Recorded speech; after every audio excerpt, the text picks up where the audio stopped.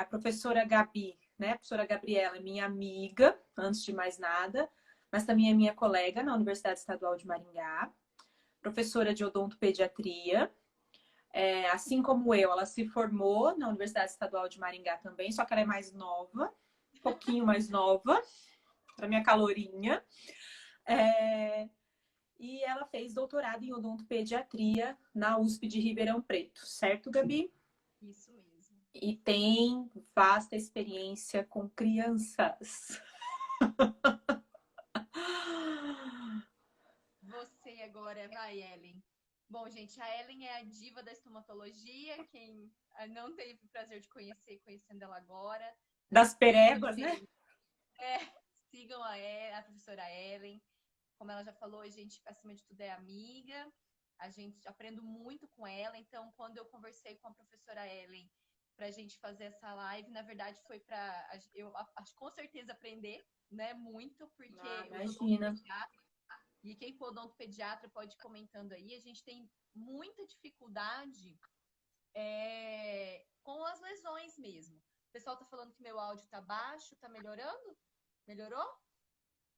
Para mim aqui tá bom, mas Vão falando qualquer melhorou, coisa, por melhorou. favor. Já falaram que melhorou. A gente tem muita dificuldade com o diagnóstico, porque não é uma coisa que aparece com tanta frequência. E quando aparece, geralmente assusta um pouco, sabe? Então, a gente tem, né, alguma experiência pela universidade, a gente tem uma experiência no meio acadêmico, a gente sempre está conversando, né, eu e você sobre isso, e por isso a ideia da gente dividir um pouquinho disso com os demais. E ninguém melhor do que a professora Ellen, né? Então, a professora Ellen fez toda a sua formação na USP de Bauru, né, Ellen? Tem uma Isso. experiência em radiologia, em estomatologia. Então, gente, hoje vai ser um dia da gente realmente trocar muita experiência e com certeza vai ser de muito, muito aprendizado. Acho que principalmente para mim. Não, com certeza não. Porque quando você comentou da gente fazer essa live, eu também pensei, é o momento de eu aprender também. Porque a gente estuda aquele monte de lesões, né? A gente lida com um monte de lesões. Em especial, né? A gente falando sobre o projeto onde a gente mais trabalha, lá na faculdade de lesões. E como agora, lá na UEM, nós temos a residência de odontopediatria, claro que muita coisa acabou drenando para odontopediatria. Então, para nós, acabou ficando até relativamente mais tranquilo. Mas a gente até brinca, né? Vira e mexe, as meninas, né, da odontopediatria sobem lá na estômago para pedir um socorro, porque realmente é complicado você saber todas as lesões. Assim como muitas vezes a gente desce para pedir o apoio do pessoal da odontopediatria, em especial para a questão de manejo, que para nós é muito complicado. Então, quando nós estamos... Ó, a professora Maria Gisete, nossa, que responsabilidade. Vai falando aí, Ellen, que eu vou arrumando aqui para ver se eu melhoro o Tá. áudio, tá? Então, assim, quando aparece criança lá pra gente, não vou mentir, arrepia, né? Pra mim. E pros alunos, eles arrepiam, porque eles sabem que eu arrepio também. Porque falta, né, essa questão. A gente geralmente são casos onde a gente precisa fazer cirurgia, em muitos casos tem que ser cirurgias no mesmo dia. Então, é importante a gente ter esse manejo que em muitos casos a gente não tem. Então, muitas vezes a gente acaba solicitando a presença do pessoal da odontopediatria e tem toda a questão de o que prescrever, o que não prescrever para as crianças, que a gente sempre acaba tendo uma certa dificuldade. Então, são duas áreas que acabam também tendo que caminhar juntas, né? Então, hoje a nossa proposta é compartilhar um pouco da nossa experiência, né? A professora Gabriela ela abriu a caixinha de perguntas, mas vocês fiquem à vontade também para perguntar alguma coisa, se a gente puder responder. E assim, a gente vai falar sobre as lesões mais comuns, a gente vai falar sobre o básico, então a gente não daria para a gente falar sobre tudo, né? Aí tem as crianças especiais, aí tem pacientes oncológicos, tem a parte hospitalar, que aí já não daria para a gente falar hoje aqui. Então a gente vai falar mesmo sobre a nossa rotina, né? O que aparece numa clínica de estomatologia em criança, né? Ou o contrário, você está lá na sua rotina do consultório Que atendendo as aparece crianças, isso. quais tipos de lesões que mais aparecem, né? Então, é nisso que a gente vai focar. Depois, se o pessoal que é do projeto aí, se tiver alguém aí, eles podem relatar as experiências do meu manejo com as crianças. Que eu levo cada baile, porque olha, é um manejo que eu preciso aprender. Mas então, gente, vocês deram algumas... Ai, meu Deus, algumas opções, né? Fizeram algumas sugestões de lesões. E aí a professora Gabriela e eu, a gente conversou e a gente vai falar sobre alguma coisa. Particularmente eu vou mostrar, né? E aí, Gabi, eu quero que você me interrompa a hora que quiser para relatar alguma experiência, qualquer coisa, tá bom? E assim, o que a gente tem visto com bastante frequência nos pacientes infantis e algumas dessas doenças com alguns surtos, né? São as infecções virais. Então, muita gente, algumas pessoas pediram, né, para a gente falar sobre infecções virais, então eu vou começar falando por elas, tá? Em especial, eu acho que a doença mais comum, que é a gengivoestomatite herpética aguda, né, que causada pelo herpes simples, na sua fase primária, que geralmente vai acometer a criança aí entre 6 meses a 5 anos de idade. De vez em quando eu vou dar uma olhadinha pro lado aqui, gente, que eu fiz um roteirinho pra gente não se perder, tá? Então, geralmente entre 6 meses e 5 anos, e também pode ter um segundo pico na adolescência. Então, se você não teve aí, né, se a criança não teve, não quer dizer que você só pode ter na infância, você pode ter esse pico na adolescência. E aí, a gengivoestomatite herpética aguda, geralmente ela tem uns sinais prodrômicos, tá? Que incluem linfadenopatia, então a criança pode ter ínguas, né? Que a mãe geralmente vai chamar de íngua, pode ter náusea, anorexia, né? A criança perde o apetite, irritabilidade e febre. Isso entre 48 a 72 horas antes de começarem a aparecer as lesões de boca propriamente ditas, tá? Então, eu vou mostrando aqui algumas fotos para vocês. Deixa eu colocar aqui. E é interessante falar que realmente tem sido muito frequente, né? A gente acaba trabalhando realmente com o público infantil, a frequência ela é realmente alta. Hoje mesmo uma colega me ligou que a filha dela está e teve que ir para o hospital, vai ficar internada. Por quê? Porque ela teve uma perda tão significante de apetite, ela não consegue beber água, ela está medicada e mesmo assim ela não está tendo, não está conseguindo se alimentar. E aí ela acabou de me ligar que ela ficou internada, vai ficar em observação porque ela está tendo muita perda de peso e ela está começando a ficar desidratada. Então, Porque são situações debilitantes mesmo. A criança não come, não se hidrata, né, ela pode acabar tendo que ser hospitalizada mesmo. E é comum. Essa semana até o áudio está muito baixo. O meu também, gente? Gente, só o meu ou o da professora Ellen também? Vão falando aí pra gente.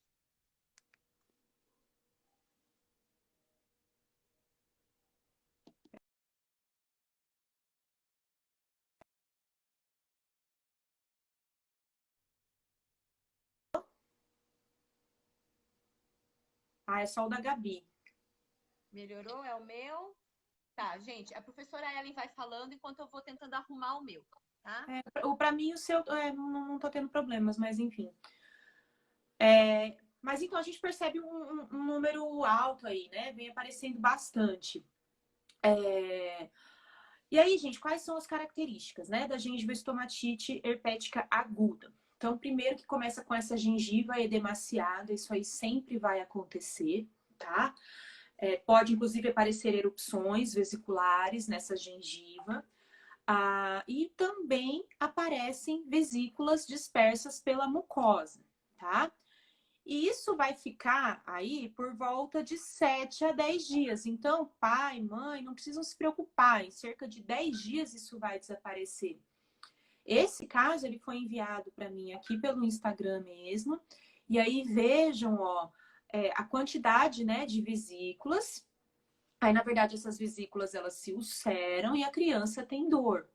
Pode, inclusive, formar necrose, um hálito fétido, né? Aquele hálito necrótico. A criança, como a gente conversou, começa a se desidratar, ficar desnutrida, porque ela tem dor para comer. Imaginem o tanto que isso não dói, né? É só a gente pensar quando a gente tem uma afta, como dói, né? Então, essas lesões, o número de lesões é variável, então a criança pode ter uma lesão, como pode ter várias lesões, e pode acometer qualquer mucosa, tá? Depois de alguns dias, inclusive, a criança pode começar a ter envolvimento perioral. Isso pode acontecer também. E a debilitação, de acordo com a literatura, ela varia de uma debilitação, uma debilidade, né? A criança fica debilitada de forma leve até uma forma severa, tendo que ser hospitalizada mesmo. Então, é muito variável, tá? Só um detalhe, né? Aqui a gente está falando de criança, mas quando o herpes primário surge em adultos, geralmente aí ele ainda vem com mais força, tá? Ele vem com sintomas ainda mais exacerbados do que nas crianças. Então, vejam essas imagens. Essa aqui é uma menina de 5 anos, tá? Foi um caso que foi enviado pelo próprio Instagram mesmo. E o que pode acontecer também na gengivistomatite herpética são algumas complicações. Geralmente essas complicações não acontecem, tá? Mas em casos raros, pode haver uma infecção mais generalizada, pode evoluir para uma meningoencefalite, tá? E às vezes acontece também a autoinoculação. A criança passa a mão na boquinha, leva aos olhos, pode causar lesões nos olhos e nos dedos, que a gente chama de panarício herpético, que é o que vocês estão vendo aí, tá? Então, isso pode acontecer também. Qual que é o tratamento? Tá? Na verdade, o que a gente fala é em tratamento de suporte, tá? Para essas crianças. Então, assim, não adianta eu passar a ciclovir quando isso aí já está numa fase mais avançada, já não adianta. O aciclovir ele tem efeito quando essas lesões começam. Depois que elas já estão numa fase bem ativa, já não adianta. Ellen, estão conseguindo me ouvir bem, gente? Cheguei bem pertinho agora para ver se dá para me ouvir melhor. Consegue me ouvir, Ellen? Eu consigo, perfeitamente, Gabi. Em crianças, já tem várias pesquisas que mostram que não tem muita diferença com o uso ou não do aciclovir na resposta, né? Então, realmente, a gente acaba, não é uma rotina nossa indicar o aciclovir, por exemplo, para o paciente infantil nesses quadros, sabe? Então, até a literatura, ela nem menciona muito. Então, assim, é mais o tratamento de suporte. Então, se a criança está com febre, está com dor, um analgésico, um antipirético, alguns pediatras, inclusive, recomendam, o pessoal está perguntando do Exomedine. Às vezes o próprio pediatra, o médico da criança, recomenda o Exomedine, que tem um efeito mais antisséptico e anestésico. Lembrando que isso tem que ser sempre muito bem monitorado pela mãe, pelo pai, né, Gabi? Tem que tomar muito cuidado. Todos esses medicamentos, né, que tem o anestésico envolvido, a gente tem que tomar muito cuidado em relação à dose, tá? Porque a gente não se sabe o quanto que a gente pode realmente utilizar e que vai ser seguro para a criança. Além do que tem toda a questão da sensação de sufocamento que pode dar pela anestesia. Então, quando a gente vê as pesquisas e os guidelines sobre isso, a orientação é que seja usado esses medicamentos que possuem o anestésico com muita cautela e realmente em casos muito exacerbados, né? Então, geralmente vai ser a base ali, vai ser a higiene com clorexidina, né, com uma gase, com bastante cuidado realizado pelos pais, e realmente a medicação de suporte, que aí vai ser analgésico, vai ser o antipirético, e vai ser o acompanhamento, e sempre observar, né, Ellen, que é o que eu falei antes, que estava um pouquinho baixo. Não, Sibeli, a gente não tem indicado a ciclovir, tá? O aciclovir, eu comentei um pouquinho antes, acho que estava um pouquinho baixo. O aciclovir não tem, a literatura mostra que não tem diferença no tempo de progressão ou regressão da doença. Então, praticamente não tem. Para a criança, não tem muita evidência o uso do aciclovir, tá? Então, a gente acaba tendo que tomar muito cuidado com as crianças não desidratarem, tá? Era isso que eu estava falando aquela hora. E a criança fica sem comer pela dor. Então, a gente tem que acompanhar de perto, porque em alguns casos elas precisam ser internadas, encaminhadas para o hospital para poder fazer, né, reposição, soro, enfim, ficar em acompanhamento. Então, não é só medicar e dispensar, a gente tem que ficar em contato com esse paciente mesmo, porque é bem sério. O problema maior não é nem a doença em si, né, Ellen? A criança ficar debilitada, né? E aí ela começar a desenvolver outros problemas. Porque a doença em si ela é autolimitante. Em 7 a 10 dias ela vai começar a regredir, tá? E o aciclovir, o pessoal perguntou, o aciclovir é via oral, sim, tá? O aciclovir tópico já se sabe que ele tem pouquíssimo efeito. Então, quando a gente fala de aciclovir, a gente fala de aciclovir via oral, comprimido. E até para o paciente adulto, é aquilo que eu falei, se as lesões já estão avançadas, não vai adiantar, né? Vai ter que esperar os 7 a 10 dias. A ciclovir geralmente é interessante quando você começa a ter os sinais prodrômicos, né? Que você começa a sentir prurido, que você começa a ter febre. Claro que para criança é difícil a gente notar os sinais prodrômicos, né? Mas esse seria o momento, por exemplo, de entrar com a ciclovir, tá? Mas é mais um tratamento de suporte e a limpeza, tá? Manter a cavidade bucal da criança limpa, tá?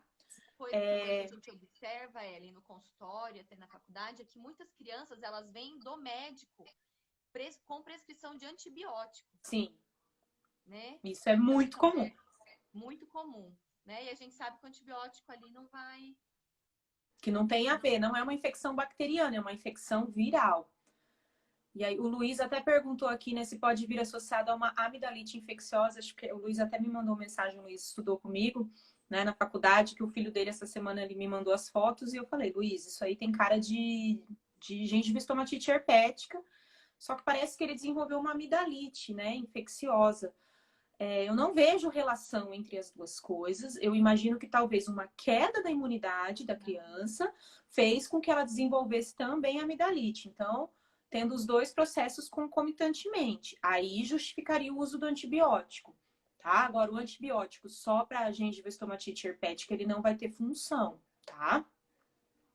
O aciclovir não relaxaria a dor do pequeno paciente? Infelizmente, não, tá? Aí, o ideal mesmo é a limpeza, se tem muita dor, os analgésicos e, como a gente falou, o anestésico tópico com muita cautela, tá?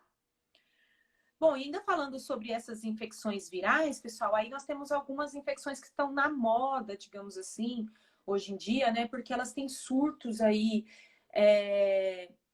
sazonais, que são as enteroviroses, que são causadas também por vírus, tá? Pelos enterovírus. E aí a gente tem duas que são mais comuns nas crianças, que são a herpangina e a doença das mãos, pés e boca, né? Ambas, elas vão durar também entre 7 a 10 dias, elas podem, o pacientinho geralmente vai ter febre baixa, também pode ter anorexia, né? Vai perder o apetite, pode vir com faringite, né? Tem dor de garganta associada. E elas são endêmicas, elas têm surtos geralmente no verão e no outono, tá? Eu vou mostrar aqui umas fotinhas para vocês e elas são transmissíveis. Geralmente, a contaminação é por via orofecal, saliva e fezes contaminadas. Então, a criança que está com herpangina e vai para a escolinha, já viram, né? O negócio se dissemina, porque você pode transmitir por gotícula de saliva, ou foi ao banheiro, não lavou as mãozinhas, né? Enfim, tudo isso pode causar. Então, pode ter tosse também, tá? Pode ter vômito, diarreia, tudo isso pode acontecer. Muitas dessas doenças virais são difíceis da gente fazer diagnóstico diferencial. Nem sempre você olha e fala com certeza é uma herpangina, uma doença da mão, pé e boca, tá? Só que a herpangina, ela tem uma predileção por formar essas vesículas na região de orofaringe mesmo, de palato mole, de úvula, de pilar amidaliano. Essa é a manifestação clássica da herpangina, tá? Já na doença de mão, pé e boca, aí, como o próprio nome diz, a gente tem acometimento das mãozinhas, dos pezinhos e temos as lesões bucais também, que também são dolorosas, tá? Os sintomas são muito semelhantes. Então, a criança pode ter dor de garganta, como eu falei, diarreia, fraqueza. E o problema é que na doença da mão, pé e boca, geralmente as lesões começam pela boca. Então, você vê as lesões na boca, às vezes você acha que é herpes ou que é a própria herpangina, mas se você esperar mais uns dias, vão começar a aparecer as lesões nos pés e nas mãos, tá? Deixa eu ver se tem mais outra imagem aqui. Ellen, perguntaram sobre o Vasa, o uso do Vasa. Não tem evidência, tá? Que o Vasa tenha alguma resposta em termos de melhora ou diminuição do período dos sintomas. O que acontece é que ele tem um pouco de anestésico, então por isso também a gente tem que tomar muito cuidado com a indicação, tá? Então, é o mesmo cuidado que a gente teria com os outros tipos de medicamentos. Mas não tem estudos falando que, né, o que realmente tem hoje de preconizado pelos guidelines é medicação de suporte e higiene com Sim. clorexidina, tá? É tudo tratamento de suporte. A gente tem que pensar nessas doenças, pelo menos a minha geração, acho que da Gabi também, a gente tinha muito essas doenças, cachumba, rubéola, a própria varicela, né, a catapora. E qual que é o tratamento? A criança fica em casa, em repouso, tomando muito líquido. É tratamento de repouso, no máximo um antipirético, um analgésico, tá? E o diagnóstico para essas doenças, pessoal, ele é clínico. Vocês podem ver que em nenhum momento eu citei faz biópsia. Não, é clínico, tá? O diagnóstico. Então você tem que investigar a história e as características clínicas. Se o caso está muito atípico, aí você vai pedir uma sorologia, um exame laboratorial para detecção de anticorpos enterovirais, por exemplo, mas dificilmente a gente vai precisar solicitar um exame laboratorial.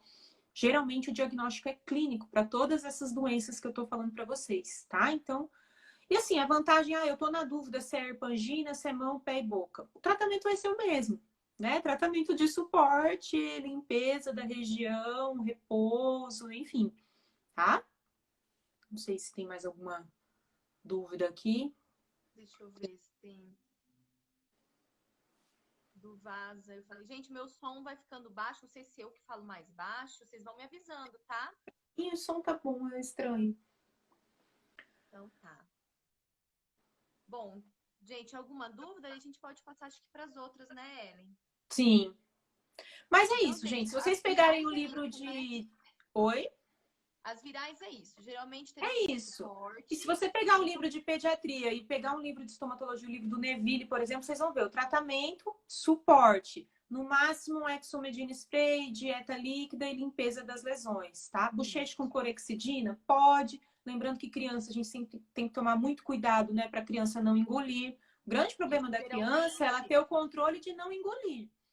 geralmente o que a gente faz com a criança quando ela não consegue fazer, né, o bochecho, a gente enrola gás e orienta a família, enrola gás, umedece com clorexidina e a família passa na É cavidade, né, melhor. bucal com bastante cuidado. Mas eu acho que o mais importante a gente falar é ficar em contato com essa família. Porque qualquer coisa, se a mãe relatar, olha, não come, né, algum tempo, não bebe água, tá diminuindo, né, tá ficando desidratado, tem que mandar para o hospital e essa criança tem que ser internada porque a criança desidrata muito rápido, ela perde peso muito rápido.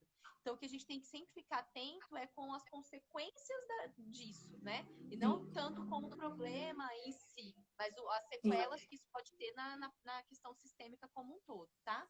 O laser, gente, o laser ele ajuda muito, né, Ellen? Você teve experiência com laser?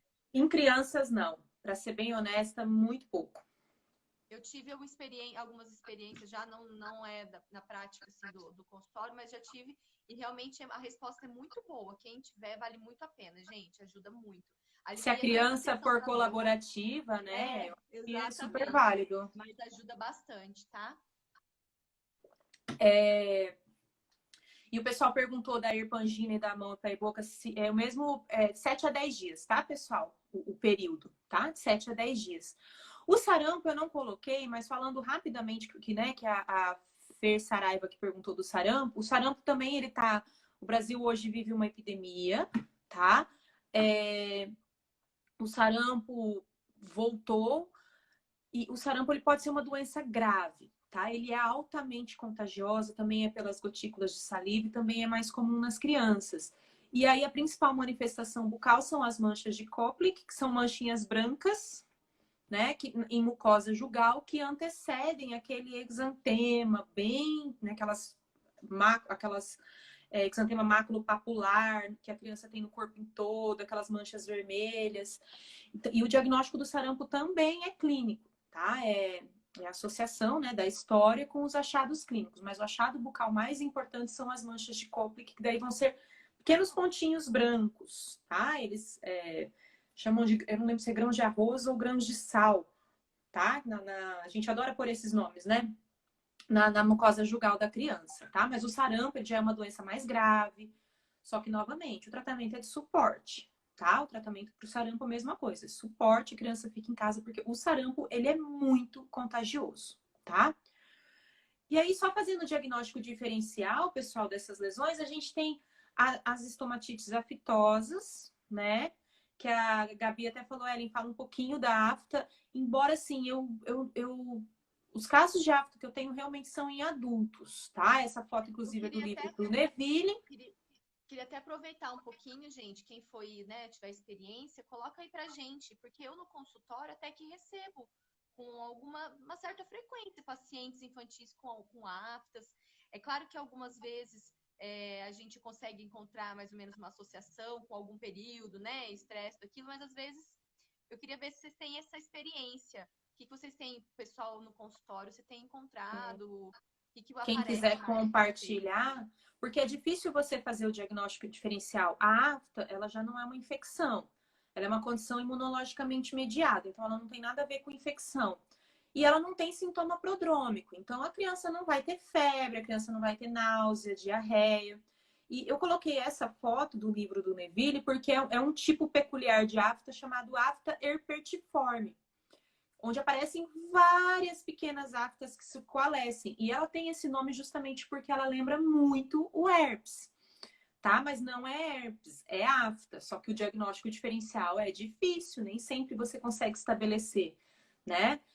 Só que assim, como eu falei, no herpes você vai ter aquela gengiva inchada, você vai ter os sintomas prodrômicos, o que não vai acontecer na afta, tá? Então a afta já é muito mais uma condição imunologicamente mediada, já está mais relacionada com a imunidade. E novamente, o tratamento, suporte, isso aí vai demorar os seus 7 a 10 dias para cicatrizar completamente. Esse tipo de afta herpetiforme é o mais raro, geralmente a afta ela é uma lesão única.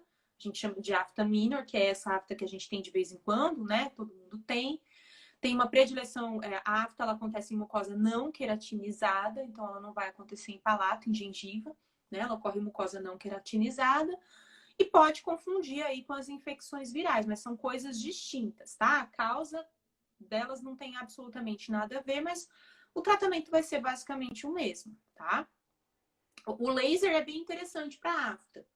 Tá? A laser terapia é bastante interessante. Agora, em criança, eu imagino que tenha toda a questão da criança colaborar, fazer laser todo dia, né? Você vai ter que ir lá ponto por ponto. Imagino que não A seja tão simples. resposta, ela é boa. A resposta é muito boa. É a questão mais né, da De, prática de disso, dar para né? Mas a fazer, né? resposta em si, ela é muito boa. Sim. O aciclovir tópico para adultos, quando a lesão é herpética, daí, né? A ciclovir é para lesão herpética. Para afta, não vai adiantar, tá? Para adultos, quando o herpes está no começo, sim, ele é eficaz, tá? Vale a pena passar, tá? Recomendo o uso do Oncilon para afta. Eu estava esperando alguém perguntar sobre o Oncilon, tá? O Oncilon, gente, ele é um corticoide tópico que a gente usa muito, tá? Ou o Oncilon, que é em forma de pomada, ou é uma hora base, né? Ou o dexametasona elixir, que é na forma de bochecho, tá? Só que para adulto a gente prescreve tranquilamente. Para criança é aquela questão. A criança vai fazer um bochecho com dexametasona elixir, ela vai bochechar ou ela vai engolir? E caso você use corticoide por muito tempo, você pode desenvolver uma candidose, tá? Nessa criança. Então, a criança pode vir a ter um sapinho, tá? Então, tudo isso tem que pesar. Pode passar? Pode, lembrando de tomar cuidado, né? Que a criança não pode engolir, que se usar muito tempo, ela pode desenvolver uma candidose. Mas você pode sim usar os corticoides. Para afta ajuda bastante. A afta, úlcera traumática, é excelente, tá? Ok. Não sei se a gente pode seguir. Vamos lá. Gente, vamos ver o que tem Tem mais bastante coisa aqui. aqui. Qualquer coisa, depois no Tem. final a gente vai. Vai voltando um pouquinho. Você já falou do Oncilon, que dá para indicar, mas não é com tanta frequência, tá? Não é uma coisa tão rotineira, não. É só nos casos um pouco mais severos ou que o paciente relata muito desconforto, muito incômodo. Eu acho É, que é isso, gente. Vamos. Vamos, Ah, o vamos passar. O Admuc. Admuc. Ah lá, a gente falou. Perguntar. Admuc. Admuc é ótimo porque ele é fitoterápico, ele é à base de camomila, então eu passo muito Admuc para adulto e para criança também é uma opção, É uma opção tá? muito boa, viu? É uma opção excelente. Então, assim, o Admuc seria a melhor das opções, porque ele é à base de camomila, então não vai ter tanto problema. Exomedine, a mesma questão para herpes, tá, pessoal? Pode usar o Exomedine, só que a questão é, quando tem gente, os livros às vezes recomendam flogoral também.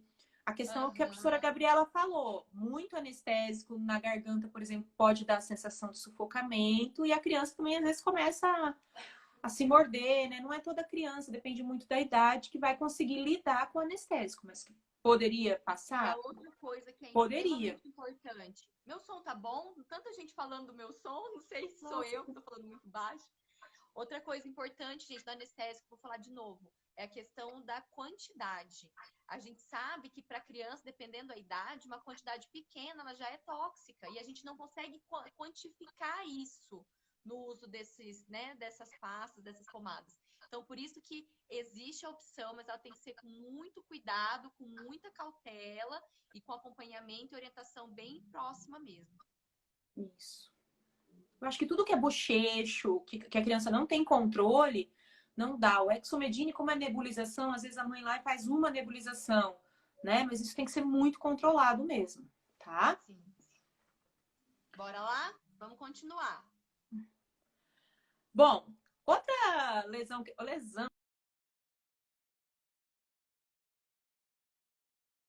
geográfica, tá? Eu não sei o que anda acontecendo, mas assim, tem muita gente me mandando caso de crianças, de bebês com língua geográfica. A língua geográfica, também chamada de eritema migratório benigno, né? É uma condição, como o próprio nome diz, totalmente benigna, cuja causa é desconhecida. E aí formam essas áreas que vocês estão vendo aí, mais eritematosas, muitas vezes com umas bordinhas esbranquiçadas, que a gente chama de bordinhas circinadas, e isso vai migrando, né? Então aparece em determinada região, passa um período, vai para outra região, e geralmente não tem sintomas. O máximo que o paciente vai referir, geralmente o paciente adulto, é uma ardência na região, tá? O que fazer nos casos de língua geográfica? Essa semana mesmo uma mãe me mandou aqui pelo Instagram, desesperada, porque realmente era uma língua geográfica esquisita, porque era uma lesão só. Quando é uma lesão só, a gente fica um pouco mais na dúvida, né? Porque geralmente a língua geográfica são várias. Mas não tem que se preocupar, não precisa fazer nada. Isso pode desaparecer e retornar depois. Não tem tratamento, né? E também não tem uma causa, tá? Não se sabe exatamente por que isso acontece, tá? Mas só para vocês ficarem atentos, porque língua geográfica tem aparecido bastante em crianças, tá bom? Tia Lelê. Oi, Letícia.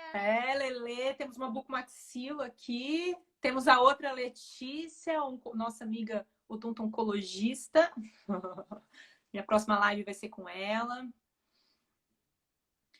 Pode acontecer de um paciente adulto desenvolver língua geográfica? Sim, tá? A maioria dos casos, na verdade, eu vejo que o paciente desenvolve na fase adulta, tá? Não necessariamente ele teve desde a infância, não. Eu tenho esse troço, fica sensível. Fica, a queixa é essa, fica um pouco sensível com alimentos condimentados, né? Não tem muito o que fazer, tá? Beijo, Lelê. Saudade de você. Bom, e aí eu vou falar um pouquinho. Pode falar, uma dúvida que me perguntaram uma vez é se a língua geográfica ela pode estar associado com algum tipo de avitaminose. Até perguntaram ali se eu administro o complexo B. Olha, vou ser bem honesta, eu prescrevo mais o complexo B para língua despapilada. Para língua geográfica, não. Principalmente criança, né? Criança não tem língua despapilada, mas estou falando de adulto. Então, língua despapilada, eu sempre peço a dosagem de vitamina B e geralmente, se tá mais baixo, eu entro e ajuda muito. Isso eu faço também para afta, tá? Paciente que tem muita afta pode ser deficiência de complexo B. Para língua geográfica, geralmente eu não prescrevo porque geralmente o paciente não tem sintoma. Agora, eu penso assim, se o paciente tem uma língua geográfica e é muito sintomático, que não é comum, dá para pensar em complementar, sim, também suplemento de zinco, tá? Tem estudos que mostram que suplementação com zinco.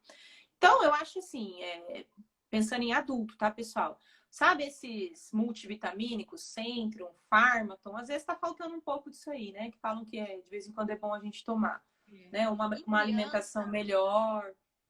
A gente tem, alguns casos de avitaminose, realmente a gente pode ver questão de língua despapilada, que é o mais comum, assim, que é um sinal que a gente pode desconfiar e é que a gente acaba encaminhando, às vezes, para o pediatra para poder fazer um check-up ali, né? Mas a gente pode desconfiar, mas de língua geográfica, realmente... Eu não costumo, assim, geralmente a gente pensa mais como uma variação de normalidade, não chega nem a pensar na língua geográfica como uma patologia, tá? E aí eu vou mostrar para vocês, meu Deus, a minha cara tá em cima da foto que eu queria mostrar. Sacanagem, como é que eu tiro essa cara daqui? Ai, que raiva. Lesões de glândulas salivares, essas eu acho que são as mais comuns. Né? Quando a gente recebe criança lá no projeto, geralmente é com mucocele e com rânula. Então é muito comum. Lá no começo teve gente que já perguntou sobre o tratamento, tá? Mucocele, então, são lesões onde a gente tem... geralmente é traumático, você traumatiza um ducto de uma glândula salivar menor, geralmente é lábio inferior, mucosa labial inferior, como vocês estão vendo nessa foto. Por quê? Porque é o local mais fácil de traumatizar. E o segundo local é na face inferior da língua, tá? No ventre da língua é um local bem comum também.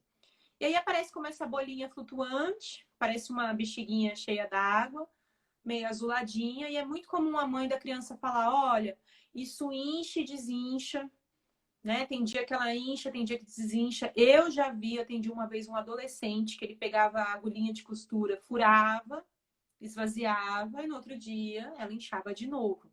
Então, esse quadro de remissão e exacerbação é bem interessante a gente tentar colher na anamnese, porque ele nos diz muito, tá? E aí, gente, para mucocele, isso aí é assintomático, a criança não tem dor, tá? O que eu preconizo? Tem dentista que só drena. A minha experiência só drenando isso é ruim, isso recidiva, tá? A minha experiência ainda mais realmente... em criança, ainda mais porque em criança.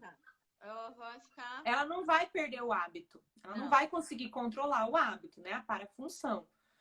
Então, eu removo cirurgicamente, tá? Eu faço uma biópsia excisional. E a foto que eu queria mostrar para vocês, que a minha cara tá bem em cima, depois eu tento mostrar, mas quando a gente remove a mucocele, vão pulando, essa foto tá tão bonita, as glândulas salivares menores infartadas, um monte de bolinha. Essas bolinhas, elas têm que ser removidas também, tá? Elas têm que ser removidas para evitar recidiva. Mucocele é chata, mucocele recidiva, tá? Então, é interessante você limpar bem a região. Depois eu vejo se dá para mostrar essa foto melhor. Ai, que nervoso. Tô tentando mexer aqui para ver se mexe o negócio. Mas tem que tirar essas glândulas relacionadas, tá? Senão recidiva. Mucocele gosta muito de recidivar. Sempre pedir biópsia para mucocele, removeu cirurgicamente, sempre envia para exame microscópico, tá? O protocolo sempre tem que ser esse, tá bom? E para criança, deixa eu mostrar aqui uma mucocele, né? Ó, isso é uma mucocele. Ellen, vou explorar você. Fala um pouquinho pra gente sobre... Fizemos a remoção. Tem muita gente que não é rotina no consultório. Tá. Como condicionar? Só explica pra gente um pouquinho. Tá. Toda vez que você fizer uma biópsia, então você coleta esse material, tá? O interessante é que você tenha no consultório, quer dizer, você tem que ter no consultório vidros, frasquinhos plásticos ou de vidro, com formol a 10%. O formol você consegue em qualquer casa de produtos químicos, tá? Ou, gente, é só você ligar para o laboratório na sua cidade. Se tiver laboratório de patologia bucal, melhor. Mas geralmente são laboratórios de patologia médica mesmo, né? Você liga para o laboratório e geralmente eles te mandam os frasquinhos, tá? Então você tem os frasquinhos, eles te mandam gratuitamente, você fica com os frasquinhos no consultório. Então, enquanto eu estou fazendo a biópsia, o aconselhável durante a cirurgia, tirei a peça, deixa no soro, na cuba com soro fisiológico para ela não ressecar. Terminou a cirurgia, coloca no frasquinho com formol. O volume de formol tem que ser 10 a 20 vezes maior do que o tamanho da peça. Então, assim, um frasquinho pequeno, de boca larga, tá? Não pode ser de boca estreita, a boca tem que ser larga, porque essa peça, o formol vai fixar e ela vai endurecer. Se a boquinha do frasco for estreita, depois você não consegue, o patologista não consegue tirar a peça, né? Ele tem que quebrar o vidro, enfim. E com líquido aí, 10 a 20 vezes, né? Não pode ser uma peça com pouco líquido, tem que ser 10 a 20 vezes o volume. E preenche a requisição, tá? Se eu fosse falar de requisição, eu teria que ficar falando aqui só sobre isso, mas tem um post lá no Instagram, depois se alguém quiser ver, que eu falo um pouquinho sobre requisição, mas você tem que descrever, colocar os dados da criança e colocar suas hipóteses diagnósticas. E aí manda para o laboratório, tá? Basicamente é isso. Mas o condicionamento tem que ser feito em formol, que você consegue no laboratório, tá? No laboratório de patologia. Ok? Welly, uma coisa que eu vi aqui, um patologista, o Douglas, falando. Cuidado com o transoperatório, porque senão você não consegue, senão você perde a peça, né? Sim, isso já aconteceu, principalmente quando é biópsia excisional, seu auxiliar vai lá e suga a peça. Já aconteceu, teve que abrir a peneirinha do sugador, aquela coisa nojentérrima, abrir para ir atrás da peça. Já aconteceu de se enrolar no meio de uma gaze e ser jogada fora, ser jogada junto com o campo cirúrgico, levar para lavar, então tem que tomar muito cuidado. O que eu sempre falo é que assim, a peça, ela é a princesinha, ela tem que ser tratada com maior amor, maior delicadeza possível, tá? Então sempre muito, muito cuidado. Já aconteceu de sugar a peça, é um desespero, né? Principalmente se for uma lesão rara, que você, enfim, imagina, o paciente quer uma resposta, né? Porque você fala biópsia, gente, para a mãe da criança, um Cocelli para nós é o feijão com arroz, é uma coisa muito básica, mas para a mãe da criança, ela quer o resultado do laudo imediatamente, porque enquanto ela não souber que é benigno, que é tranquilo, ela não vai ficar tranquila, tá? Você faz a biópsia já na primeira consulta ou costuma fazer o condicionamento da criança? Eu acho que essa pergunta é para a Gabi, porque... Bom, vamos lá. Isso daí é muito... quando a gente tem, né, olha e você fala assim, gente, tem carinha de mucocelli, né? Então, muitas vezes a gente consegue tentar postergar um pouco isso, tá? Lá, faz um primeiro atendimento, marca para uma outra consulta e tudo mais. Não é urgente, agora, né? Tem casos que a gente vê que você pode fazer condicionamento um mês e não vai, uma criança não vai conseguir ter uma melhora no comportamento e aí, às vezes a gente acaba fazendo sem condicionamento mesmo, tá? E tem casos em que a mucocelli está machucando muito.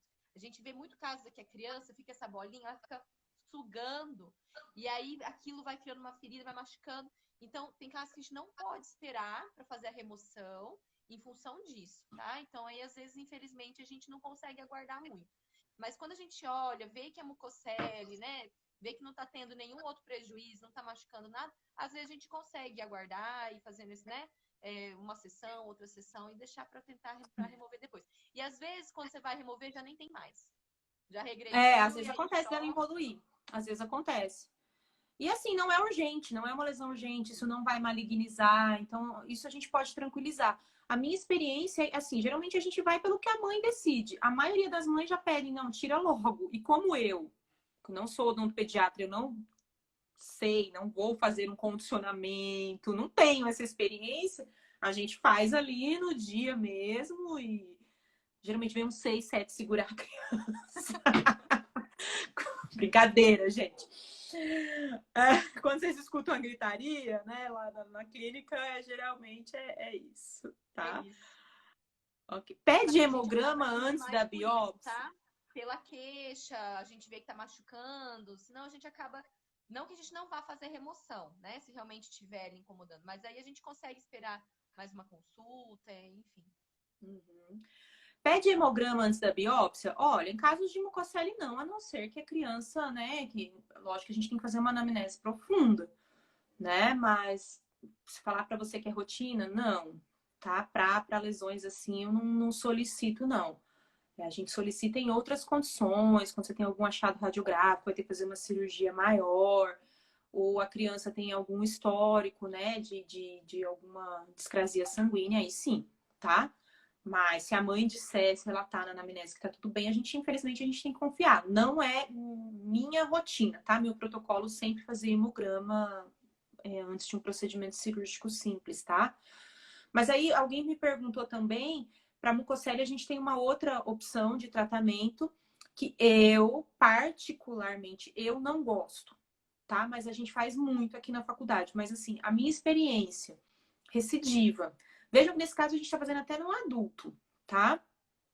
Que é a micromarsupialização, que nada mais é do que você passar o fio de sutura ao redor da lesão e deixar esse fio de sutura meio que solto por cerca de 7 a 10 dias para que essa lesão involua, tá? É uma pena que a minha imagem fique bem em cima ali das outras imagens, mas você vê que a hora que você passa o fio já extravasa ali, mucina, saliva dali de dentro. Eu não sei qual a sua experiência, Gabi. Muitas vezes a gente é preconizado para criança porque... Mas assim, eu não sei também até que ponto é menos porque, na verdade, dolorido do que... Vai anestesiar de qualquer jeito. O que a gente faz, às vezes, em criança, que eu até vi aqui que colocaram, né? Quando a gente consegue amarrar, você já viu, Ellen? O que? Amarrar o quê? Vou falar como se a gente fosse amarrar a pezinho, criança? Já viu? E ela cai? Já viu essa? Não. Nunca viu? Não. Quando ela é bem pedunculada, assim, sabe? Quando tá bem circunscrita. Tá. E aí a gente amarra, anestesia, amarra, a criança vai embora com o nozinho. E aí, muitas vezes, cai. Ela cai quando ela é bem pediculada. Eu já tô pensando que tá querendo amarrar a criança. Não. Não, mas acontece também da criança querer tirar o nozinho. E aí ela volta, a mãe volta com o nozinho na mão, entendeu? Então não é tantos os casos que a gente consegue fazer isso, não. Então, aí eu penso assim, sabe, Gabi, você vai ter que anestesiar de qualquer jeito. Os pontos vão ficar ali do mesmo jeito. Talvez seja mais rápido, mas assim, a biópsia da mucocele também não é... É um procedimento rápido, assim, para quem tem um pouco mais de experiência, né? E assim, a minha experiência com micromarsupialização é que recidiva bastante. Eu vi que mais alguém aqui postou. Né, a minha experiência é que recidiva. Já tive casos que deu certo? Sim, mas eu já sou mais... já vamos remover para tentar resolver, né?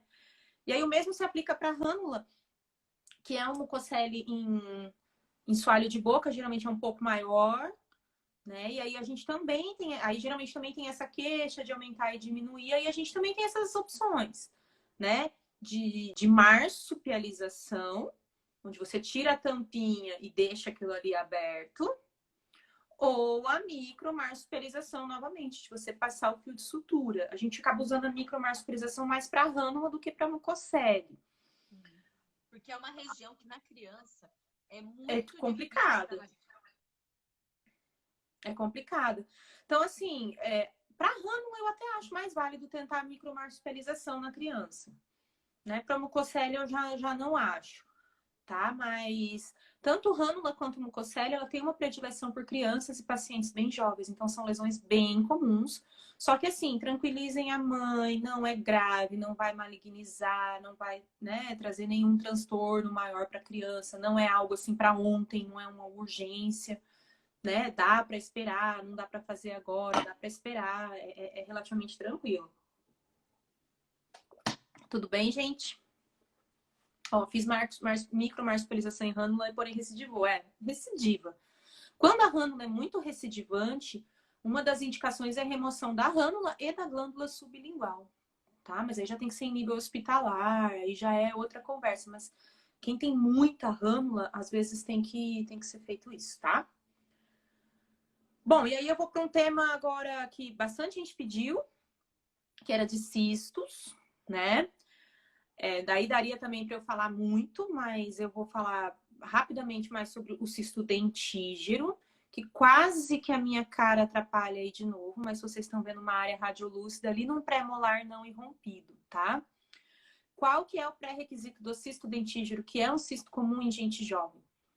Envolver a coroa de um dente não irrompido. Se não estiver envolvendo um dente não irrompido, não é cisto dentígero, tá? Então quer dizer que essa lesão que é radiolúcida envolve um dente não irrompido é um cisto dentígero? Também não. É a hipótese mais provável, mas existem outras lesões. Pode ser um queratocisto odontogênico, pode ser um ameloblastoma unicístico, pode ser um tumor odontogênico adenomatoide, pode ser um monte de coisa. Mas o que a gente pensa primeiro é o cisto dentígero, porque ele é mais comum, tá? E o cisto dentígero, ele pode atingir grandes extensões? Pode.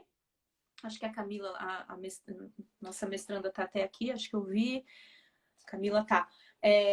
Esse caso, né? Ela que atendeu também. Olha o tamanho dessa lesão. O menino, eu não me lembro quantos anos, mas é uma criança. E olha o tamanho. Só que vejam, gente, que ela é bem delimitada, ela tem um halo radiopaco, ela empurrou esse pré-molar para a base da mandíbula. Isso é muito característico de lesão benigna, tá? Então a gente já tem que tranquilizar também a mãe da criança, né? O familiar da criança, fala, olha, tem que tratar, obviamente, né? Uma lesão extensa, mas é uma lesão benigna. E aí, como que a gente trata isso?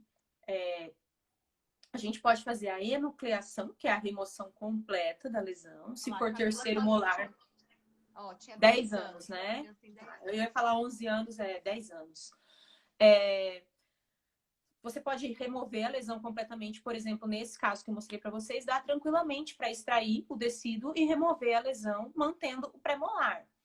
Já nesse caso, não dá para eu enuclear, a lesão é muito grande, eu vou causar uma fratura nessa mandíbula. E aí a gente tem as opções da marsupialização ou da descompressão, né? Onde você remove uma parte da lesão, configurando uma biópsia incisional, esse pedaço vai para exame anatomopatológico, e o resto da cavidade fica aberta até que essa lesão regrida, tá? Isso a gente usa para lesões extensas. Então aqui vejam, ó, que é criança, um caso de marsupialização de um cisto dentígero, ó, extraiu os dentinhos descidos que estavam envolvidos, tá? E aí a cavidade é mantida aberta com sutura. Qual que é a desvantagem aqui? A necessidade de colaboração dessa criança, né? Porque isso aí vai ter que ser irrigado, lavado todos os dias. A gente vai ter que acompanhar essa criança por pelo menos uns 6 meses, até que a lesão regrida e a gente consiga remover completamente. Nesses casos, deixa eu até mostrar esse caso aqui, ó. É tão legal porque quando você faz a marsupialização, logo esses dois pré-molares que, né, estão ali em posições ectópicas, eles já irrompem. Só para você tirando a pressão cística, eles já vêm e irrompem. Não precisa tracionar, não precisa de nada, tá? E aí nós temos a opção também, deixa eu ver, eu tinha colocado aqui, cadê? Deixa eu ver se eu acho aqui, pera só um pouquinho. Não sei por que não tá aqui, mas a descompressão, que é o procedimento onde você abre também, mas você coloca algum dispositivo, né, para manter essa cavidade aberta. E aí, mesma coisa, você tem que irrigar. Qual solução você usa para irrigar? Pode ser só soro fisiológico. O importante é você limpar ali a região. Às vezes a gente dilui um para um soro fisiológico e água oxigenada, ou às vezes clorexidina, pode ser também. Deixa aberto e fica com antibiótico, não tem necessidade de antibiótico, mas fica aberto, tá? Geralmente a gente vai passar só um analgésico mesmo, tá? E fica aberto. Esse tecido, gente, ele se regenera muito rapidamente. Quando o paciente voltar para remover uma semana de controle, aquilo ali já vai estar um pouco epitelizado. Não fica tão cruento, né? A sensação é que fica muito cruento, mas na verdade não fica muito, não. Tinha separado 2 imagens, eu não sei porque elas estão aqui, porque era bem legal, mas vamos ver, no final, se der tempo, eu mostro para vocês da descompressão, que a diferença é que você coloca uma cânula ali na região, tá? E aí aquilo fica aberto por meio de uma cânulazinha. Então, assim, lesões radiolúcidas em dentes não irrompidos, lembrem do cisto dentígero, ele é comum em crianças em canino. O canino não tá irrompendo, pode ser que tenha um cisto. E aí é difícil você falar se é só um folículo pericoronário dilatado ou se realmente é um cisto, tá? Deixa eu só mostrar aqui, Gabi, eu não sei se você quer falar alguma coisa, mas... Deixa eu até mostrar aqui Ellen, posso utilizar uma mangueira de soro para suturar nas bordas da mucosa? Pode. É exatamente o que eu vou mostrar agora. Ai, gente, espera aí. Tinha separado tão bonitinho. Aqui. Não, esse aqui é uma punção. Peraí. Pela sua experiência, marsupialização ou descompressão? Olha, em Bauru, quando eu fazia pós-graduação, eu só fazia marsupialização. Aqui na UEM, o pessoal faz muito mais a descompressão. dá na mesma, tá? A vantagem da descompressão é que não tem perigo dessa área fechar. Porque às vezes o que acontece? Só com sutura ela pode fechar, ocluir, a mucosa pode ocluir, e aí, isso fechando, você tem que reabrir depois, né? Então, porque não pode fechar, o cisto vai voltar a crescer. Agora, o problema da descompressão é que vai juntar mais placa ali, né? Mais difícil de limpar, porque eu vou ter um artefato suturado ali, tá? Mas assim, dá na mesma, vai da preferência do cirurgião. Tem dois. Ó, essa é a imagem que eu queria mostrar para vocês quando a gente remove mucocele, tá? Oh. Áudio da Gabi tá baixo, Gabi. Tá, gente, vamos lá. Qual livro de odontopediatria você recomenda? Com esse assunto, ai, gente, tem vários livros que abordam esse assunto, porque é uma coisa assim, já bem consolidada, né? Não tem um livro que eu vou dizer pra você se é melhor ou pior. Acredito que sobre esse assunto a gente tenha vários livros. Acho que não tem vou dizer que seria melhor que o outro. Acredito que não. Acho que um livro de pediatria básico já deve ter tudo, Sim, né? tem. O básico ele vai ter. Tá. Bom, gente, o que eu comentei com vocês sobre a mucocele, só voltando, né, que a foto é isso aqui, tá? Se eu removo a mucocele e eu deixo essas bolinhas que vocês estão vendo aí, ó, isso aí são glândulas salivares infartadas. Se eu mantiver a mucocele recidiva, tá? Então, lembrando, eu removo a mucocele e tiro essas glândulazinhas. Essas glândulazinhas você nem precisa enviar para microscopia, não, mas é importante removê-las todas, tá? Porque senão o negócio recidiva. E falando, né, que a gente estava falando de descompressão, ó, isso é a descompressão, tá vendo? Você sutura alguma coisa, algum dispositivo ali na região para manter a cavidade aberta. E aí você vai irrigar com uma seringa ali nessa região, tá? Então, essa é a diferença de descompressão para marsupialização. Como eu falei, vai muito da preferência do cirurgião, do profissional. Eu tô mais acostumada a fazer marsupialização, mas aqui na faculdade a gente faz muita descompressão. O resultado é o mesmo, tá? Essa técnica também foi... quem fez essa cirurgia foi a Camila, tá? Camarine, que tá aqui com a gente também. Enfim, pessoal. O análogo de tecidos moles do cisto dentígero... a imagem aqui ficou muito ruim.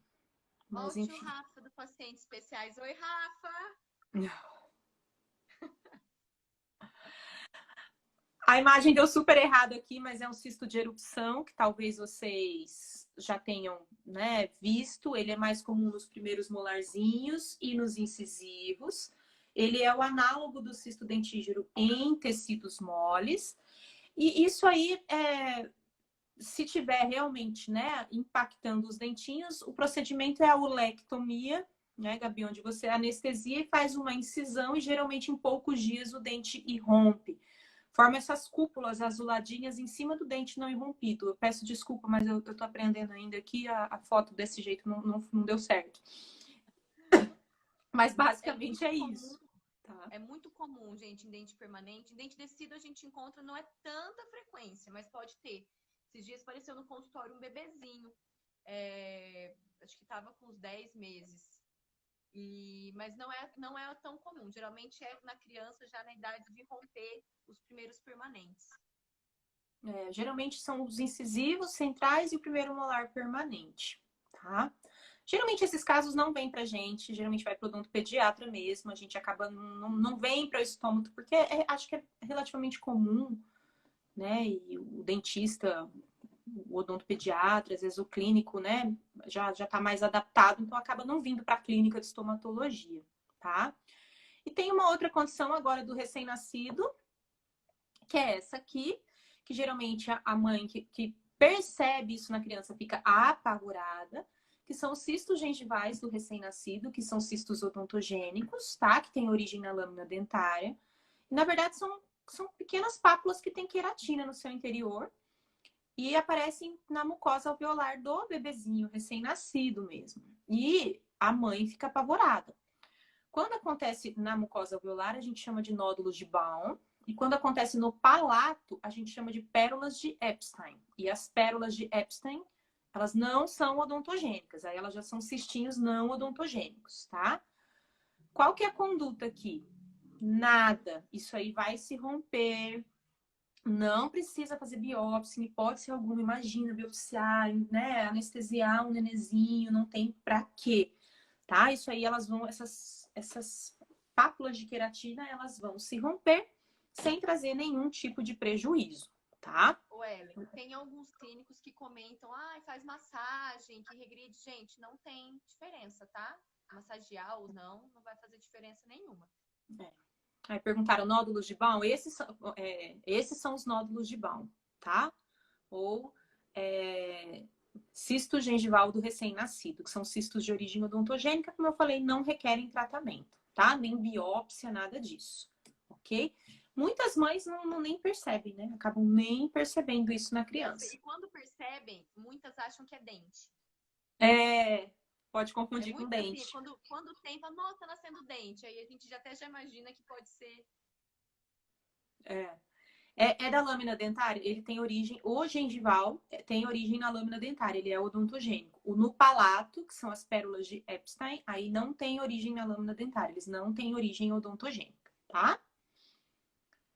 E aí eu achei legal falar de uma lesãozinha que a gente vê muito em criança também, que é o odontoma, que é o tumor odontogênico mais comum, que geralmente é detectado quando a criança vai começar um tratamento ortodôntico, né? E aí faz a documentação, então é um achado radiográfico. E, em especial, o odontoma composto, que é esse onde a gente vê esse monte de estruturas que parecem dentículos, circundados por um halo radiolúcido, que na verdade é uma cápsula. O diagnóstico é radiográfico, então isso aqui a gente olha, a gente sabe que é um odontoma composto. O odontoma complexo, em vez de formar dentinhos, ele forma uma massa, tá? Uma massa radiopaca bagunçada. Mas nas crianças a gente vê o odontoma composto com mais frequência. E aí, qual que é o tratamento? Remoção cirúrgica conservadora, é um tumorzinho, na verdade é um amartoma, né? Ele é autolimitante, então você não precisa fazer uma margem de segurança, mas é importante remover, tá? Isso aqui é importante remover. O que a gente faz na clínica, na verdade, um dos protocolos que a gente tem hoje é sempre você indicar pelo menos uma radiografia panorâmica lá por volta dos 5, 6 anos da criança, quando começarem as trocas dentárias, que é exatamente para a gente já começar a ver essas possíveis alterações, agenesias, odontomas, enfim. E aí, quando a gente vai optar, né, por fazer uma cirurgia em criança, a gente sempre tem aquela questão que a gente tem que ver, né? A necessidade e a oportunidade. Então, é Sim. necessário remover? Agora é o momento mais oportuno? Exatamente. Nem sempre no momento do diagnóstico é o melhor Sim. momento para fazer a cirurgia.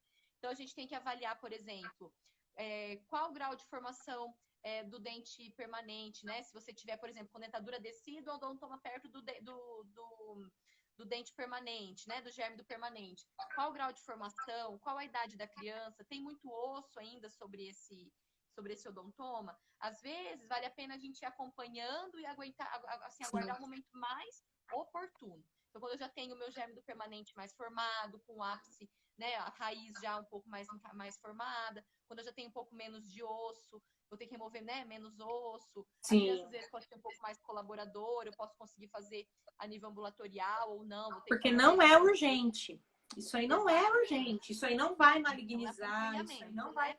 Até tem que conhecer, ver, é necessário remover, mas a gente tem que ver qual que é o momento mais oportuno para isso. Perfeito. Exatamente, gente. Isso aí não vai malignizar, isso aí não vai crescer, ele é autolimitante, tá? Então, tem que remover, tem, porque é um tumorzinho. Mas como a Gabi falou, né? Tem que avaliar aí uma série de fatores. Sempre que a gente está falando de criança, a gente tem que avaliar uma série de fatores, né? Mas a remoção é cirúrgica. E quando você remove, é dentinho mesmo. Você vê um monte de dentinho. E geralmente esses dentículos a gente nem manda para exame microscópico, a gente manda só a cápsula, tá? Diferente do odontoma complexo, a massa é sempre importante mandar, mas os dentículos às vezes a gente dá até para criança levar para casa, jogar para fada do dente, né? Que aí é um monte de dentinho, imagina. A imagem tá ruim, gente. Eu não sei por que algumas imagens desfocam, tá? Pode ser Não sei. internet, mano. É. Mas enfim, aí basicamente era isso que eu tinha para falar. Apenas alguém me pediu lá no Instagram, né, para eu falar um pouquinho da epúlide congênita. A epúlide congênita, eu tive um caso na minha vida, e aí depois eu vou deixar lá disponível, a gente publicou nessa revista, tá? Que era uma menininha, se eu não me engano, quando ela nasceu, ela nasceu, ela tinha 4 epúlides muito grandes, então dificultava a amamentação, aí teve indicação de remoção. Essas fotos vão estar ruins, tá? Porque são fotos do artigo, mas olha, ela tinha 4 epúlides bem extensas. Então, nesse caso, a bebezinha teve que remover epúlide congênita, gente. A criança nasce com isso. Claro que isso assusta, né? Assusta, mas não é maligno, é benigno, tá? E nesse caso, removeu ela ainda bem nenezinha, justamente porque estava impedindo a amamentação, né? Aí não tem o que fazer, tem que remover, tá? Não tá Eu dando tive para uma ver, gente? Eu não experiência sei na época da por quê. graduação, Ellen, na UEM. Esse foi o único caso que eu tive, Gabi. Quando eu estava na graduação, eu fazia parte do projeto da Clínica do Bebê e a gente teve uma experiência lá com epidemia. Também foi a Esse única foi o vez que eu único vi. caso que eu vi faz bastante tempo. Era lá de Bauru e também nunca mais vi. Mas quem quiser saber um pouquinho mais, eu deixo lá a referência do artigo, tá? Mas é congênita, nasce, não se sabe por quê, né? E a conduta é a remoção cirúrgica, principalmente se você estiver tendo prejuízos para a criança, tá? Agora a imagem melhorou. Eu não sei por quê, gente. Deve Mas ser estão vendo então a internet. epúlide, né? É porque a gente tá na. Gente, tá tendo 500 lives ao mesmo tempo, né? Diz que tá todo mundo falando que as lives hoje estão péssimas, porque acho que tá tendo 1 milhão de lives. E aí eu também coloquei uma imagem aqui, que eu adoro essa imagem, que o meu irmão me mandou. Meu irmão é médico, residente em cirurgia geral, e ele estava atendendo um dia no plantão e chegou uma criança de 2 anos com essa lesão e ele me mandou. Então, às vezes, o médico precisa da gente, né? E, e aí, essa lesão feia, né, que assusta. Imagina, num menininho de 2 anos. A Gabi sabe já, né? A Gabi viu esse caso, é uma úlcera após anestesia. Então, a gente tem que tomar muito cuidado com essa questão da anestesia odontológica nas crianças, porque as crianças não têm controle, elas se automutilam, né? Então, essa criança, ela foi ao dentista, passou por uma anestesia local e depois se mordeu. Criança, eu fiz isso uma vez. Eu acabei com a minha mucosa jugal, mastiguei inteirinha. Então, tem que tomar muito cuidado. E aí também não tem muito o que fazer, né? Você vai ter que manter a área limpa, você pode até passar um Oncilon, um Admuc, mas vai ter que esperar essa úlcera regredir. Então prestem muita atenção nessas úlceras pós-anestesia. Esses tempos uma E acontece, gente. Acontece mesmo.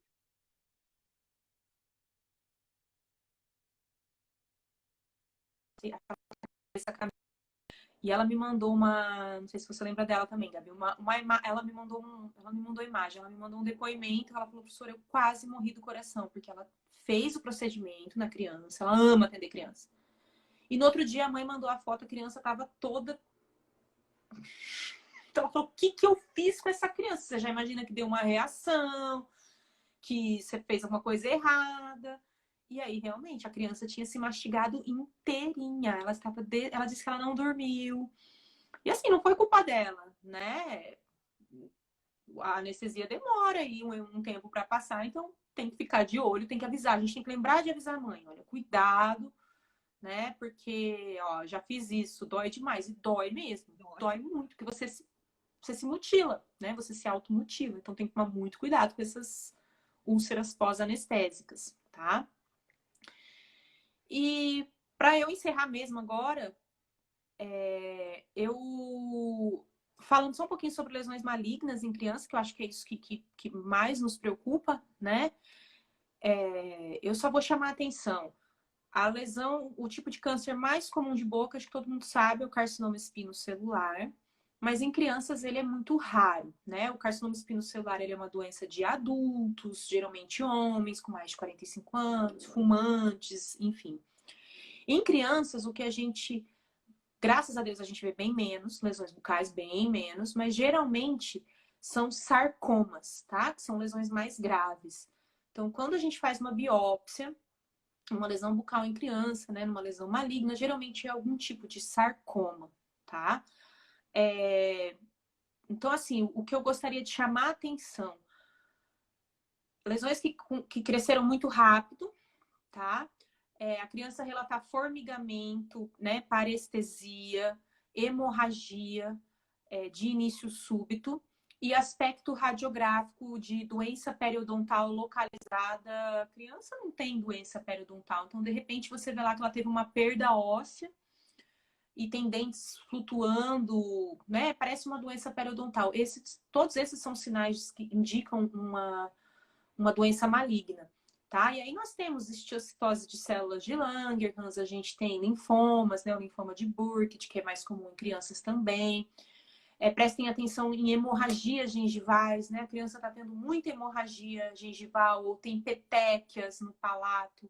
Solicitem um exame de sangue, pode ser uma criança que esteja com uma leucemia. Então, a gente tem sim um papel muito importante no diagnóstico precoce de lesões malignas em criança. Mas não vai ser aquela lesão maligna que a gente está acostumado a ver no adulto. Uma úlcera em borda de língua, uma leucoplasia. A gente não vê leucoplasia em criança. A gente não vê quelite actínica em criança. Né? A gente vai ver essas perdas ósseas, essas lesões que lembram doença periodontal, dentes flutuando, hemorragias. Então, prestem atenção nesses sinais. Tá? Então, lesões malignas em crianças geralmente são sarcomas, linfomas e por aí vai. Tá? Ó, a doutora Letícia está falando aqui, sangramento espontâneo em gengiva em criança tem que acender muito o alerta. Porque a gente pensa em câncer de boca, eu vi que alguém pediu para eu falar hoje sobre lesões pré-cancerígenas. Em criança não tem isso, gente. Não tem para que eu falar de leucoplasia. A gente não vê isso em criança, tá? Não é lesão de criança. O câncer em criança, ele tem uma outra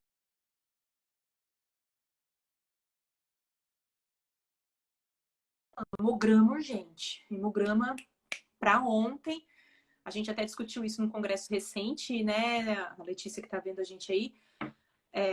Questão de horas é crucial, tá? Para essas crianças, tá? Para esses pacientes. Qual a frequência, Ellen?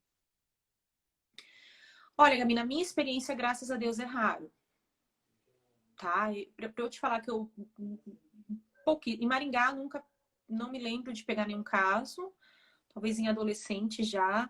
Em Bauru, dos 5 anos que eu fiquei lá, acho que uns 2 a 3 casos, tá? Mas tenho certeza que se a gente conversar, que nem a doutora Letícia que tá aqui, né? Ela é de Londrina, ela trabalha só com paciente oncológico, eu tenho certeza que ela tem uma casuística aí de crianças. Mas, felizmente, a minha experiência, eu vejo poucos casos. O que a gente tem que ficar muito esperto é que, às vezes, claro, eu sou estomatologista, eu espero que eu não faça isso, mas é do dentista deixar isso passar, né? Talvez a gente não veja tanto porque a gente deixa passar e essa criança vai receber um diagnóstico tardio, né? Mas é muito importante. Então, assim, gente, concordo com você. Eu sou da opinião, o paciente pisou no seu consultório, peça uma panorâmica, que é uma radiografia onde você fornece para o paciente uma dose de radiação baixa e uma ampla cobertura. Né? E muitas doenças são achados radiográficos, o paciente não sente absolutamente nada. Então, eu acho que aí o risco-benefício vale a pena. Ah, mas e a dose de radiação? Mas o que você pode adquirir com essa panorâmica é muito mais válido, né? Pesa muito mais. Então, eu acho super válido. Eu não comentei sobre alguns tumores, mas que nem a meloblastoma, a gente vê em criança, mixoma, que são tumores benignos, mas que a criança vai perder aí, ressecar um pedaço da mandíbula. Se a gente faz uma radiografia panorâmica, às vezes a gente consegue pegar isso no começo, né? Porque são lesões radiográficas que não vão dar manifestação clínica tão cedo. Então, eu sou super a favor de solicitar um exame radiográfico prévio, antes do tratamento. Para criança tudo é mais complicado, né? Mas se possível, eu acho que é sempre muito válido. Com certeza. Não sei se você quer falar mais alguma coisa, se a gente tem mais perguntas. Você abrilhantou nossa noite. Ah, tá bom, ó, só eu. Eu adorei essa muito, parceria. muito, com certeza. Gente, E aproveitem assim, para sempre mandar que mais aparecer alguma criança, dúvida. eu vou te chamar. Fica tranquilo. A gente, com certeza. Gente, alguém tem alguma Gabi, dúvida? vem Querem aqui. mandar alguma coisa? Uns 2 minutinhos aí. Só O pra odontoma gente, se sempre tiver. vai dar nessa região? Não, o odontoma pode acontecer em qualquer região, tá, gente?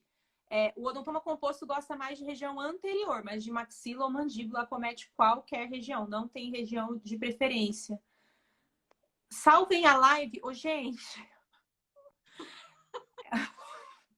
Então, ela vai ficar por 24 horas, mas eu não fiz o download da primeira. Então, 24 horas é bastante tempo, né? Desculpa. A gente vai aprender para as próximas, prometo. Meu Deus, é muita pouca Mas, prática. gente, então vamos finalizando. Primeiro, eu queria agradecer a presença de todo mundo que veio aqui, né? Poder discutir com a gente, dividir a experiência. Ellen, muito obrigada, tá? Não só por hoje, mas por tudo aí ao longo de todos esses anos. Você sabe de tudo. E, gente, Ellen, queria que você falasse um pouco sobre seus cursos agora, gente. Muito interessante. Gabi, eu que agradeço, é um prazer. Você que brilhanta aqui pra gente. A gente precisa muito de vocês, você sabe disso, que eu sempre mando mensagem para Gabriela, a gente sempre troca, porque ninguém consegue fazer nada sozinho, né? Então, eu que agradeço a nossa parceria, né, de sempre. E fica aí, gente, o convite para quem quiser saber um pouquinho mais sobre estomatologia, né? O pessoal vinha me pedindo, né, curso online. Então, esse mês ainda eu vou lançar o curso online e aí eu vou ter todas essas lesões, todas, adulto, criança. Eu estou preparando um curso bem completo de estomatologia, chama Simplificando a Estomatologia, porque ele é voltado para o clínico mesmo, que é uma estomatologia mais prática, né? O que fazer, como reconhecer uma lesão aí dentro do consultório, na faculdade, e é tanto para aluno de graduação quanto para profissional, tá? Tem certificado, vai ser 100% online e eu vou deixar mais informações ao longo aí desse mês lá aqui no Instagram. Gente, desculpa pelas perguntas que a gente não conseguiu responder. Eu já conversei com a Ellen que provavelmente a gente vai ter que repetir a dose, fazer outras aí para responder um pouco sobre pacientes especiais, imunocomprometidos, que teve várias perguntas. Então, desculpa, as perguntas ficaram para trás. Mais uma vez, obrigada. Isso aí, Gabi. Fala do seu curso também. O pessoal que segue a página e quiser fazer odontopediatria, eu recomendo. Que ela é amada na odontopediatria. Especialização, né, Gabi? A gente tem o curso de especialização, né, pela Neon, de odontopediatria, o curso de endo.